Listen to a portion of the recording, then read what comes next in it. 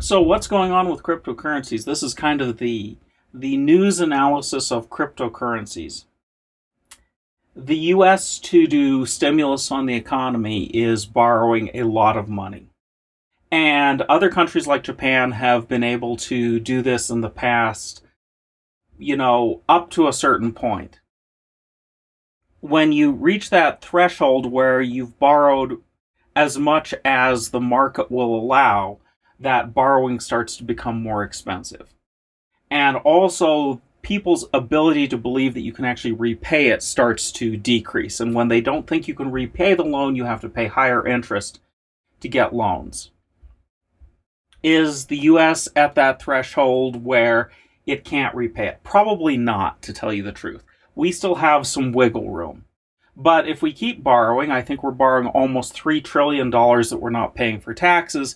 Eventually, we won't be able to borrow more. Now, the primary lender for most of this borrowing has been China. And if we make China mad enough, they will quit lending to us. So they are the primary people that are keeping our supply of money available. Now, at the same time that we're trying to borrow lots, what is that threshold where we won't be able to borrow more?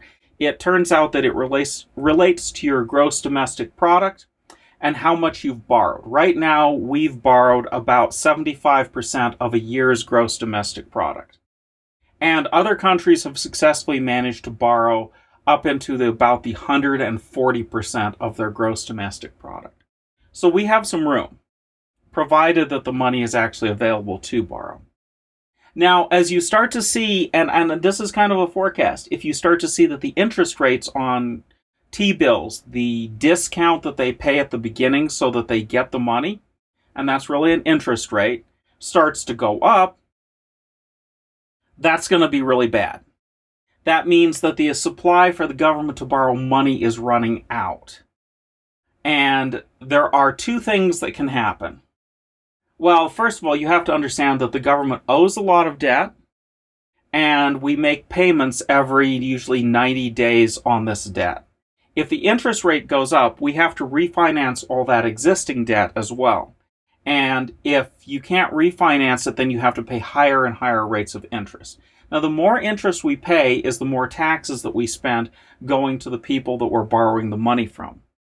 And the government is tremendously incentivized to keep interest rates low so they don't have to pay a lot for the money they've already borrowed. So there are two things really that can happen. They can have a higher rate of inflation in the United States. And I think that that is reasonably likely to come along. And I'm old enough that in the 80s, I remember when we had 18 to 22% inflation. Inflation means that the value of the money is going down. And this is one way of devaluing the currency. When the value of the money goes down, then the value of the existing debts is also going down, so that they can devalue their past debts and pay less in the future for them. Or the United States could out and out devalue its currency. This is what happened with England and them no longer being the world's currency. So devaluation in our currency is really likely. And when you start seeing the likelihood of devaluation in currency, people that have assets want to move that asset away from that currency into other currencies. Or other hard assets. So the value of things like real estate, that's a hard asset, starts to go up. The value of other assets like gold or Bitcoin, that's also hard assets, tends to go up. Now, what makes something a hard asset? The rate of new availability relative to the supply is small. And in gold, this has been running at about 1% to 2% a year for several thousand years. So the amount that we have compared to the new amount doesn't change much. In Bitcoin, that rate is set by a mathematical function. If you hear that there's a halving event, that's because the amount of new Bitcoin being created is going to be cut in half at a certain point, and that it's actually going to be the first time in the history of mankind that we have an asset that is harder than gold. So something that has less new compared to the amount that's currently out there.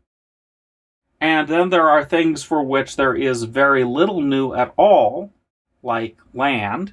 We aren't creating any more land, at least most of us are not, but Elon Musk might be trying to create new land on Mars. And the amount as out there is fixed, so the price is going to go up. Now, if we have inflation in the United States, these hard assets tend to go up in value with the inflation. They don't follow the money, they follow the actual value of the asset. And there's another class of entire assets that over many years and many different countries devaluing their currency, either intentionally or having large amounts of inflation, have been shown to retain their value. And that's stocks. So things that are stocks in companies that are good and make money over time will not be affected by this. So people that are investing recognize these facts, and they tend to move their money from soft assets, like the US dollar, into hard assets that will retain value. The people that are really hurt by things like inflation are the people that are getting paid in the morning in money and run out to the store to buy things before the price goes up that day and find that they can't buy anything, and then tomorrow their money is worth less and the price is higher on everything. So people that are living basically hand to mouth suffer the most in inflation, whereas people that have invested are able to weather these kind of things without great difficulty. But the other side of this is that it drives up the demand for hard assets. So beyond our current troubles where we have, 16 to 30% unemployment in the United States, eventually the hard assets will go up in value. And at the point at which, they start to go up, it's time to start looking at, well, am I in a position because, you're in a computer science and computer science demand is enough that you will probably have a job? Are you in a position to turn around and say, okay, what are realistically the hard assets out there, and can I start buying up hard assets? And the value of those increases with time. Also, another thing to look at is at some point in here we talked about the lack of value of things like buying a home. But a home is a hard asset, and if you can get a decent interest rate during inflation where you can actually buy it, it may become a valuable asset over time. So buying into hard assets is a significant thing. Certainly, if you're looking at transferring money into cryptocurrencies, I would look at that with some degree of care, but I think the risk is significant, but it's not a possibility. Some things like investing in gold. Gold may be a hard asset, but it's also hard to sell. So, and I'm not talking about gold stocks here, because gold stocks is a different thing. You don't actually have the gold. You don't know if it's a real asset. But I'm talking about if you buy a gold coin, yeah, it's a hard asset and its value may go up, but who's going to buy it? So you have to think about, do I want to be in possession of assets that are difficult to sell? The number one thing that I think about something like a house is a very low liquidity asset. You can't sell it. I mean, if you're living in it, it has lots of value for, I have a nice place to live. I'm getting some value out of it every day that I'm in it.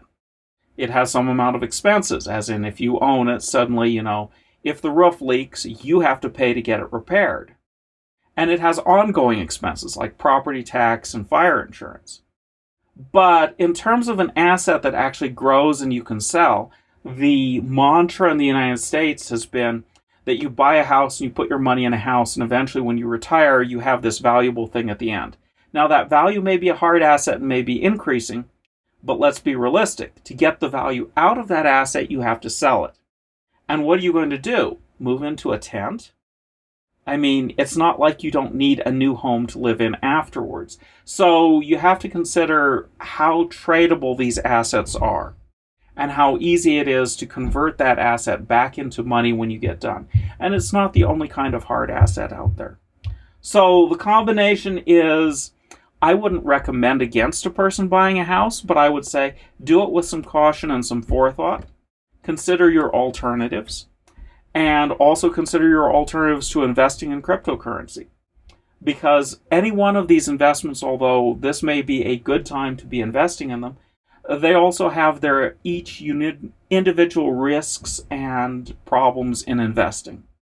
So that's what's going on with cryptocurrencies. I don't think the United States dollar is just going to up and disappear, but it wouldn't surprise me in the least bit to see that we have high levels of inflation in the United States. And realistically, the alternative to high levels of inflation and devaluing the currency will be that the United States would have to raise taxes, and that's politically a tough thing to do. So, they may choose to pay off their debt by inflation instead of taxes. Now, the downside to that is really in terms of the stature and value of the United States itself.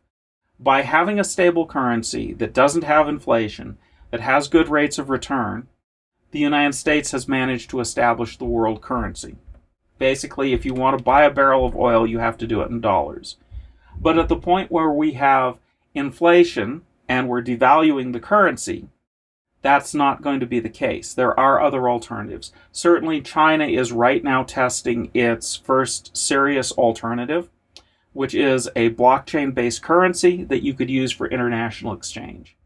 And there are a lot of reasons why many different countries would want to go in this direction. So I think eventually what we're going to see is that the United States dollar is not the international means of exchange, and that also will devalue the currency because a significant value of the dollar is its ability to be used in many different foreign currencies for international exchange. So I think it's going to be a tough period for a long time, but we're going to pull through this.